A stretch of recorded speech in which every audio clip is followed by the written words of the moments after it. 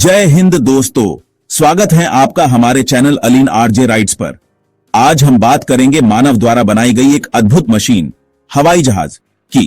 कैसे यह विशाल मशीन आसमान में उड़ती है, लाखों लोगों को एक जगह से दूसरी जगह तक ले जाती है और इसके पीछे छिपी विज्ञान, तकनीक और मेहनत की कहानी क्या है, यह सब कुछ हम जानेंगे विस्तार से और आसान भाषा में। दोस्तों, अगर आपने मेरे YouTube channel Aleen RJ rides को सब्सक्राइब नहीं किए हैं तो सब्सक्राइब कर लें और बेल आइकॉन को ऑन कर लें ताकि आप हर इंफॉर्मेटिव वीडियो सबसे पहले आप तक पहुंच सके। दोस्तों, अगर आप फेसबुक यूज करते हो तो आप मेरे फेसबुक पेज को भी फॉलो कर सकते हो। तो चलिए वीडियो शुरू करते हैं बिना कोई देरी के यह ज्ञान से भरा सफर को।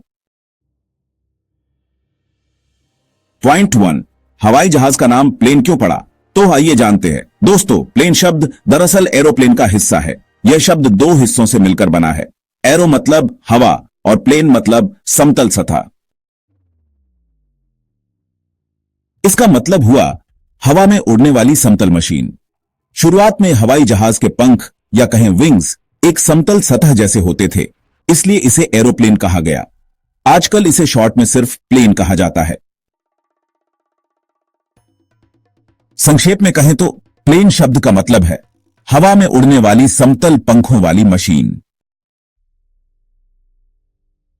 तो पॉइंट 2, हवाई जहाज कितनी ऊंचाई पर उड़ते हैं? एक सामान्य वाणिज्यिक विमान जैसे कि बोइंग 737 या एयरबस A320 आमतौर पर 35,000 से 42,000 फीट की ऊंचाई पर उड़ते हैं। इसे क्रूजिंग एल्टीट्यूड कहते हैं। इस ऊंचाई पर हवा पतली होती है जिससे वायुरोध कम होता है। इससे ईंधन की बचत होती है और मौसम भी स्थिर रहता है जिससे उड़ान सुचारू बनती है। अगला पॉइंट यानी तीसरा यह है कि विमान में कौन सा ईंधन डाला जाता है। हवाई जहाजों में जेट A1 नामक ईंधन उपयोग होता है जिसे तकनीकी रूप से एविएशन टरबाइन फ्यूल या ATF कहते हैं। यह एक अत्यधिक शुद्ध केरोसिन आधारित फ्यूल होता है जो ठंडे तापमान में भी असरदार रहता है और इंजन को जबरदस्त ऊर्जा देता है। फ्लाइट मोड क्यों जरूरी है? जब हम हवाई जहाज में बैठते हैं तो टेक ऑफ से पहले क्रू हमसे कहते हैं कि कृपया अपने मोबाइल फोन को फ्लाइट मोड में डालें। अब जानिए ऐसा क्यों कहा जाता है। तो रेडियो सिग्नल से विमान की नेविगेशन प्रणाली प्रभावित हो सकती है। मोबाइल और लैपटॉप जैसे इलेक्ट्रॉनिक डिवाइस लगातार रेडियो फ्रीक्वेंसी सिग्नल छोड़ते हैं। ये सिग्नल विमान के संचार सिस्टम जैसे कि ATC से संपर्क, नेविगेशन और ऑटो पायलट सिस्टम में इंटरफेरेंस यानी व्यवधान पैदा कर सकते हैं। हालांकि यह खतरा बहुत बड़ा नहीं होता, लेकिन सुरक्षा के लिहाज से विमानन नियम वाकई बहुत सख्त होते हैं। टेक ऑफ और लैंडिंग के समय मोबाइल से ध्यान भटक सकता है जिससे सुरक्षा जोखिम होता है। और हां, हजारों फीट की ऊंचाई पर मोबाइल बार बार नेटवर्क खोजता है जिससे सिस्टम पर अनावश्यक दबाव पड़ता है।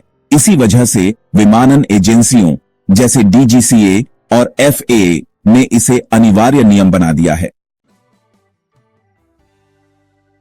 फ्लाइट मोड ऑन करने से सभी नेटवर्क सेवाएं बंद हो जाती हैं, लेकिन आप ऑनलाइन कंटेंट चला सकते हैं, तो यह काफी सुविधाजनक है।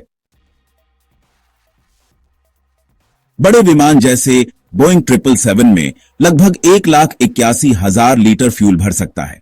जहां तक एवरेज की बात है, 1 लीटर ईंधन में विमान 0.2 किलोमीटर प्रति यात्री तक उड़ सकता है।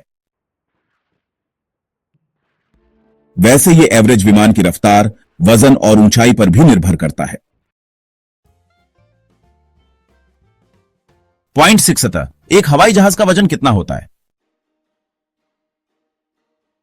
एक बोइंग 747 का खाली वजन लगभग 1,83,500 किलोग्राम होता है और जब उसमें यात्री, फ्यूल और सामान भर जाता है तो उसका अधिकतम टेक ऑफ वजन 4,47,700 किलोग्राम तक पहुंच जाता है।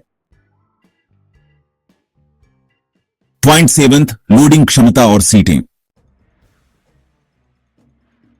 एक बड़े विमान जैसे बोइंग 747 में 660 तक यात्री बैठ सकते हैं। सामान की बात करें तो यह लगभग 140 टन तक कार्गो ले जा सकता है। सीटें 3 वर्गों में होती हैं, फर्स्ट क्लास, बिजनेस क्लास और इकोनॉमी। पॉइंट 8वां, अब बात करते हैं क्रू मेंबर्स की संख्या और उनकी भूमिका के बारे में। हर फ्लाइट में अलग अलग तरह के क्रू होते हैं। पायलट और को पायलट ये लोग विमान उड़ाते हैं। एयर होस्टेस या फ्लाइट अटेंडेंट, इनका काम यात्रियों की सुरक्षा और सेवा का ध्यान रखना होता है।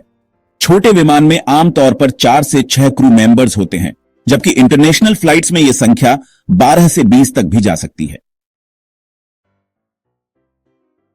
पॉइंट 9वां, अब जानते हैं पायलट और को पायलट की भूमिका और उनकी सैलरी के बारे में। हर फ्लाइट में कम से कम 2 पायलट होते हैं, एक मुख्य पायलट यानी कैप्टन और दूसरा सह पायलट या को पायलट। लंबी दूरी की फ्लाइट्स में 3 या 4 पायलट भी हो सकते हैं। कैप्टन की सैलरी आमतौर पर 2 लाख से 6 लाख रुपए प्रति माह होती है और को पायलट की सैलरी 1 लाख से 3 लाख रुपए प्रति माह तक हो सकती है। ओके, तो अब बात करते हैं पॉइंट 10वें की, एयर होस्टेस की ट्रेनिंग और सैलरी के बारे में। एयर होस्टेस को grooming, body language, safety training और कम्युनिकेशन स्किल्स की कड़ी ट्रेनिंग दी जाती है। उनका खूबसूरत दिखना एक पेशेवर आवश्यकता होती है ताकि यात्री को एक सुखद और भरोसेमंद अनुभव मिल सके। और सैलरी की बात करें तो यह 40,000 से लेकर 1 लाख रुपए प्रति माह तक हो सकती है, वो भी अनुभव के अनुसार। अब आते हैं पॉइंट 11वें पर, टायर किस चीज से बनते हैं और उसमें कौन सी गैस होती है। विमान के टायर सिंथेटिक रबर, केवलर और स्टील बेल्ट्स से बने होते हैं। इनमें साधारण हवा नहीं बल्कि नाइट्रोजन गैस भरी जाती है, जो तापमान में बदलाव के बावजूद स्थिर रहती है। चलिए अब जानते हैं पॉइंट 12वें के बारे में कि विमान के दरवाजे उड़ान के दौरान क्यों नहीं खुलते। क्योंकि केबिन अंदर से प्रेशराइज्ड होता है, बाहर के वातावरण का दबाव बहुत कम होता है। इस कारण दरवाजा इतनी जोर से बंद होता है कि उसे उड़ान में खोलना लगभग असंभव होता है। पॉइंट 13, फ्लाइट में टॉयलेट कैसे काम करता है। फ्लश करते ही टॉयलेट वैक्यूम सिस्टम से सब कुछ एक टैंक में खींच लेता है। यह टैंक जमीन पर साफ किया जाता है। उड़ान के दौरान कोई चीज बाहर नहीं फेंकी जाती। पॉइंट नंबर 14, क्या विमान पर बिजली गिर सकती है। हां, लेकिन डरने की बात नहीं। हर विमान में लाइटनिंग प्रोटेक्शन सिस्टम होता है। बिजली विमान की बाहरी सतह से होकर जमीन तक पहुंच जाती है। यात्री पूरी तरह सुरक्षित रहते हैं। तो चलिए बात करते हैं 15वें पॉइंट की, विमान में दिशा आखिर तय कैसे होती है। विमान में दिशा तय करने के लिए जीपीएस, इनर्शियल नेविगेशन सिस्टम और एटीसी यानी एयर ट्रैफिक कंट्रोल की मदद ली जाती है। वैसे तो चुंबकीय कंपास भी होता है, लेकिन अब ज्यादातर डिजिटल सिस्टम का ही इस्तेमाल किया जाता है। अब 16वें पॉइंट की बारी है, विमान में इंटरनेट आखिर काम कैसे करता है। तो या तो सैटेलाइट के जरिए या फिर जमीन पर लगे एयर टॉवर्स से विमान इंटरनेट से कनेक्ट होता है। वैसे स्पीड थोड़ी लिमिटेड रहती है और यह सर्विस आमतौर पर पेड होती है।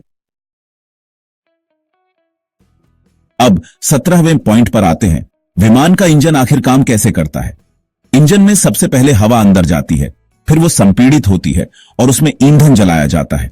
इससे जो तेज गैसें निकलती हैं वो विमान को आगे की तरफ धक्का देती है, जिससे विमान उड़ान भरता है। अब 18वें पॉइंट पर ऑटो पायलट क्या होता है। ऑटो पायलट एक ऐसा सिस्टम है जो उड़ान को स्वचालित रूप से कंट्रोल करता है। यह खास तौर पर लंबी उड़ानों में पायलट की मदद करता है। वैसे पायलट हमेशा नियंत्रण में रहते हैं और लगातार निगरानी भी रखते हैं। इंजन में हवा अंदर जाती है, वह संपीड़ित होती है, फिर उसमें ईंधन जलाया जाता है। इससे निकलने वाली तेज गैसें विमान को आगे धक्का देती हैं, जिससे वह उड़ान भरता है। पॉइंट नंबर 18, ऑटो पायलट क्या है। ऑटो पायलट एक सिस्टम है जो उड़ान को स्वचालित रूप से नियंत्रित करता है। यह मुख्यतः लंबी उड़ानों में पायलट की मदद करता है। पायलट फिर भी नियंत्रण में रहते हैं और निगरानी रखते हैं। पॉइंट नंबर 19, एटीसी यानी एयर ट्रैफिक कंट्रोल से संपर्क क्यों जरूरी है। एटीसी विमान को सही दिशा, ऊंचाई और अन्य विमानों से दूरी बनाए रखने में मदद करता है। अगर एटीसी से संपर्क टूट जाए तो विमान भटक सकता है, दुर्घटना हो सकती है या आपातकाल में सहायता नहीं मिल पाएगी। तो अब बात करते हैं पॉइंट नंबर 20 की, यानी विमान में आग बुझाने की व्यवस्था के बारे में। देखिए, हर एयरक्राफ्ट के हर सेक्शन में फायर डिटेक्शन और सप्रेशन सिस्टम होता है, जैसे इंजन, कार्गो एरिया और केबिन। और हां, सभी क्रू को फायर फाइटिंग की ट्रेनिंग भी दी जाती है। अब नेक्स्ट पॉइंट यानी पॉइंट नंबर 21, ब्लैक बॉक्स क्या है? ब्लैक बॉक्स असल में दो हिस्सों में होता है। पहला है सीवीआर यानी कॉकपिट वॉइस रिकॉर्डर, जो पायलट की बातचीत रिकॉर्ड करता है, और दूसरा है एफडीआर यानी फ्लाइट डेटा रिकॉर्डर, जो टेक्निकल डेटा रिकॉर्ड करता है। दुर्घटना के बाद इन्हीं दोनों से जांच की जाती है। तो पॉइंट नंबर 20, विमान में आग बुझाने की व्यवस्था। हर एयरक्राफ्ट के हर सेक्शन में फायर डिटेक्शन और सप्रेशन सिस्टम होता है, जैसे इंजन, कार्गो एरिया और केबिन, और सभी क्रू को फायर फाइटिंग की ट्रेनिंग भी दी जाती है। अब next point number 21, black box क्या है? ब्लैक बॉक्स दो हिस्सों में होता है। पहला है सीवीआर यानी कॉकपिट वॉइस रिकॉर्डर, जो पायलट की बातचीत रिकॉर्ड करता है, और दूसरा है एफडीआर यानी फ्लाइट डेटा रिकॉर्डर, जो टेक्निकल डेटा रिकॉर्ड करता है। दुर्घटना के बाद इन्हीं दोनों से जांच की जाती है। पोनेट 22, सबसे पहला विमान और भारत में पहली उड़ान। दुनिया में पहली सफल मोटर चालित उड़ान 1903 में राइट ब्रदर्स ने की थी। विमान का नाम था राइट फ्लायर, और भारत में पहली उड़ान 18 फरवरी 1911 को हुई थी। पायलट हेनरी पिके ने प्रयागराज से नैनी तक 10 किलोमीटर की डाक उड़ान भरी थी।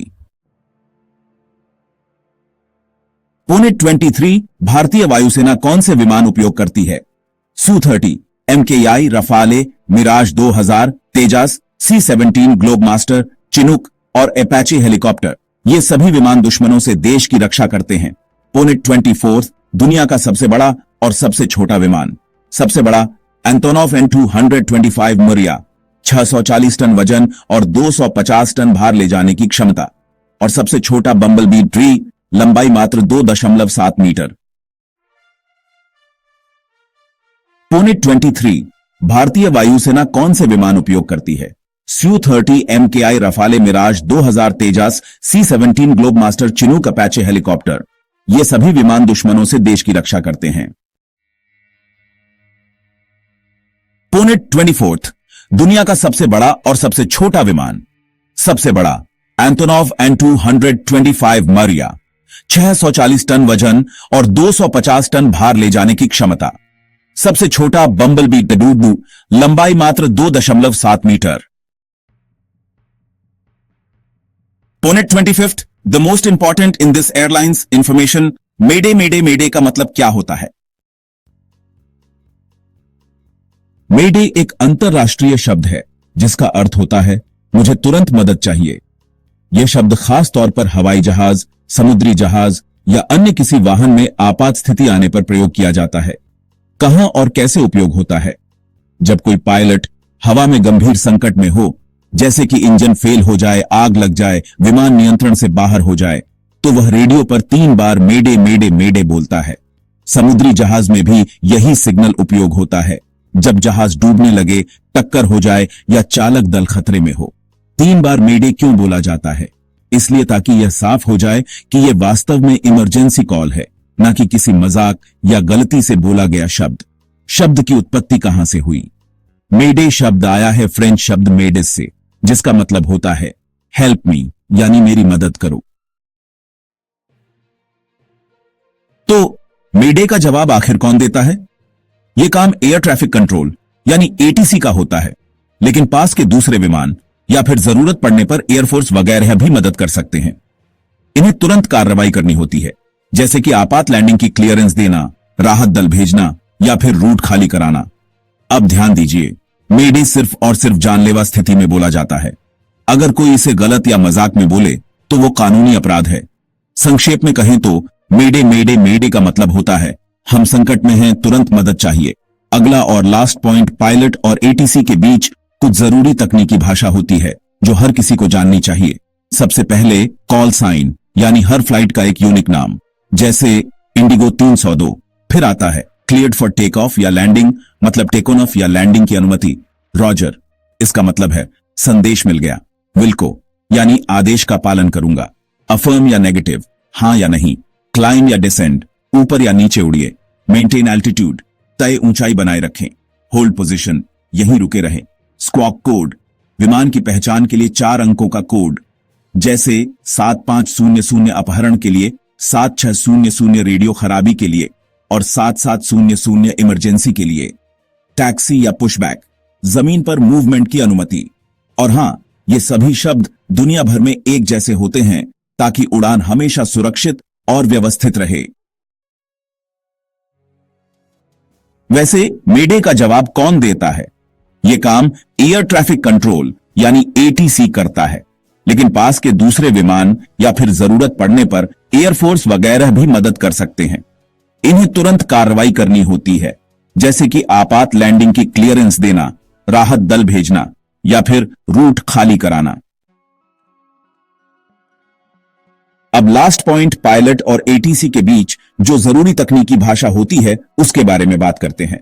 सबसे पहले कॉल साइन यानी हर फ्लाइट का यूनिक नाम, जैसे इंडिगो 302। फिर क्लियर्ड फॉर टेक ऑफ या लैंडिंग, मतलब टेक ऑन ऑफ या लैंडिंग की अनुमति।